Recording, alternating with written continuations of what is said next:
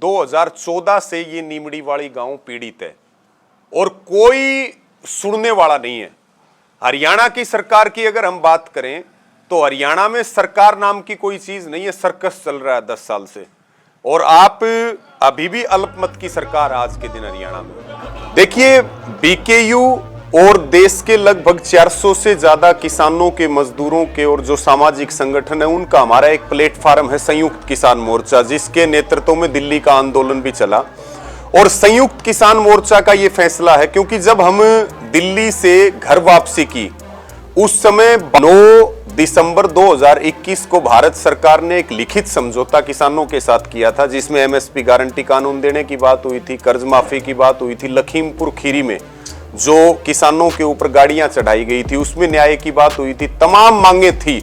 लेकिन हम दिल्ली से वापिस आए, 3 कृषि कानून वापिस हुए, बार बार सरकार को चेताने के लिए अलग अलग तरह की रणनीति पूरे देश में संयुक्त किसान मोर्चा की चली, लेकिन हमारे साथ वादा खिलाफी हुई। और वादा खिलाफी हुई तो संयुक्त किसान मोर्चा ने तय किया कि इस 2024 के चुनाव में हम पूरे देश से यह अपील करते हैं कि वो किसान के लिए, मजदूर के लिए, नौजवान के लिए, महिलाओं के लिए, संविधान और लोकतंत्र के लिए वो एक एक वोट बीजेपी के खिलाफ डालें, बीजेपी को वोट की चोट करें और उस प्रत्याशी को वोट दें जो बीजेपी के प्रत्याशी के सामने मजबूत है।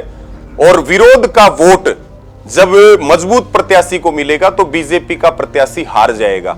हालांकि हम किसी पार्टी का समर्थन नहीं कर रहे, ना हम किसी कैंडिडेट का समर्थन कर रहे हैं, लेकिन हमारा यह स्पष्ट मत है, सबको पता है जनता को कि कौन बीजेपी के कैंडिडेट को हरा सकता है, चाहे वो किसी भी दल का हो, निर्दलीय हो, उसको वोट दें, उसको वोट दिलाएं।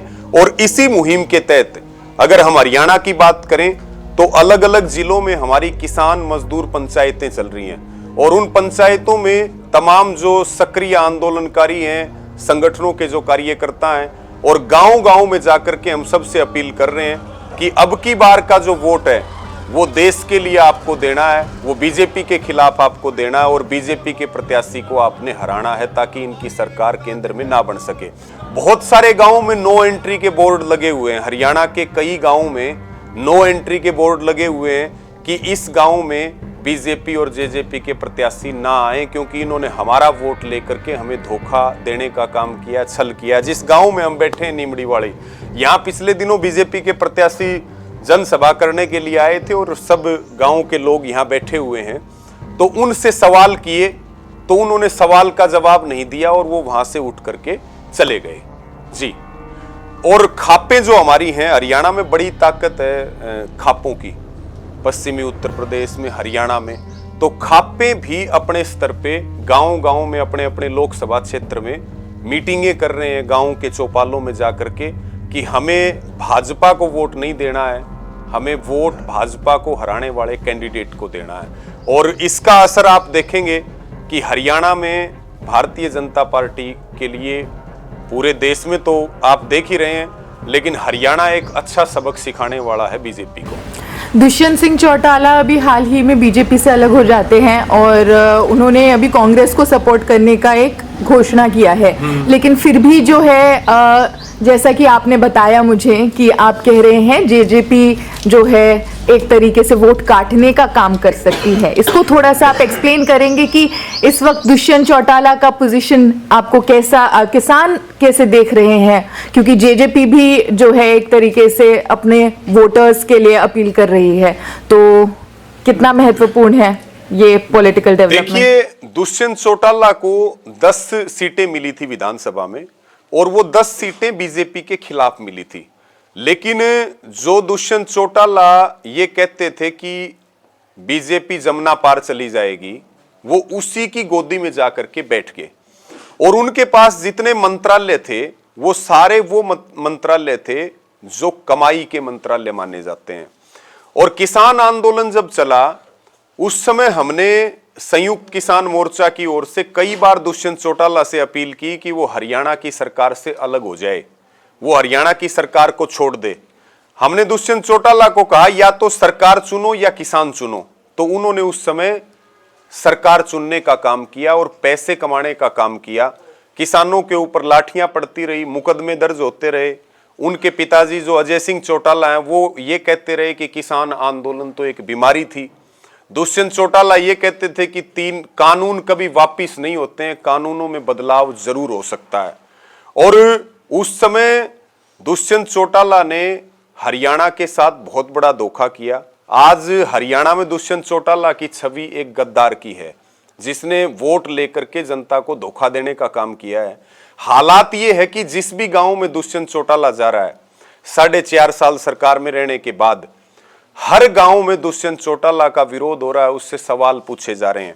अभी पहले एक गठबंधन सरकार चलाने का था, फिर एक नया गठबंधन कर लिया दुष्यंत चौटाला ने कि अब हम विरोध का जो वोट है उसको काटने का काम करेंगे और इलेक्शन से ठीक पहले वो सरकार से अलग हो गए।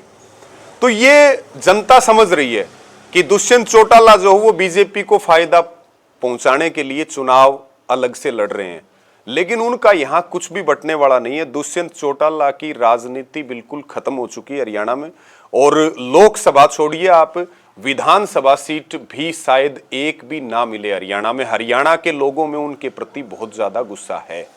सरकार के पास कोई बहुमत नहीं है।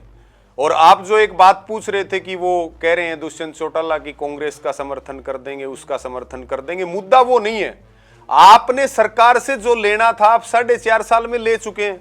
अब आप लोगों की सिंपैथी पाने के लिए अब आप अलग अलग तरीके कह रहे हैं, मैं इसका समर्थन कर दूंगा, हम उसके साथ, हम तो समर्थन देने के लिए तैयार हैं। लोग सारी चीजों को समझ रहे हैं और वोट की चोट से जनता जवाब देने वाली है। मैं आपके माध्यम से ये भी कहूंगा कि एक बड़ी मुहिम, जैसे अभी इलेक्शन का टाइम चल रहा है, तो जो बुजुर्ग लोग हैं उनके घरों में जाकर के बैलेट पेपर से उन पे वोट डलवाए जा रहे हैं, वो सारी बीजेपी की वोट हैं, प्रलोभन दिए जा रहे हैं। नहीं, ऐसा हमारे यहाँ 25 मई की वोटिंग है, होना शुरू हो जाएगा, अभी टाइम है। और आप ये देखिए कि दूसरे चरण के बाद वोटिंग परसेंटेज बढ़ गई, जो आज तक के इतिहास में पहली बार हुआ है। तो जनता ने मूड बना लिया, वोट से तो जीतेंगे नहीं, ये ईवीएम में गड़बड़ करके जीत सकते हैं। ईवीएम को लेके भी जनता जो है वो मतलब आश्वस्त नहीं है कि ईवीएम कितनी भरोसेमंद है।